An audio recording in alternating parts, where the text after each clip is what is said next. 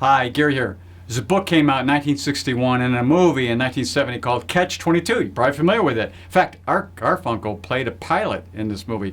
But what's important about it is this whole Catch-22 is as they got to more and more missions and they were going to be out of the war, World War II, they just raised the missions up. And then they got further and they raised the number of missions so they could never get out of it.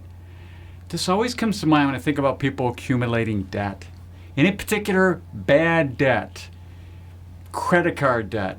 You know, you're buying this, buying that, and it's accumulating, and it's interest on interest on interest. Yeah, it's a catch-22. You can never get out of it. People end up in bankruptcy because of this, because it's just like a slow leaking thing that goes on, and it wants you, just basically drives you crazy. So the moral of this whole thing is, well, is there good debt or not? Or good loans or not? And actually, there are, and it's for two reasons. The first one is it increases in value. You took out a loan or debt, increases in value. What would that be? The biggest one, of course, is your home or real estate investment. Something where actually the value of this particular item that you took a loan against has an appreciation aspect to it. Will go up in value over time. So that's number one.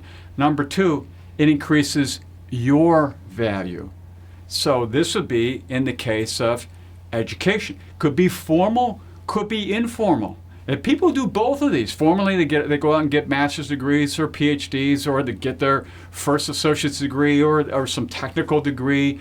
Or it could be you're involved in a variety of different groups that meet so that you're working with others to informally educate yourself about business, about commerce, about anything that you have out there. So those are the two things that make sense because there's a return on that money. And that's something that appreciates or appreciating your value and growing that up. And then you don't run into a catch-22. Great movie if you haven't seen it. So until next time, enjoy.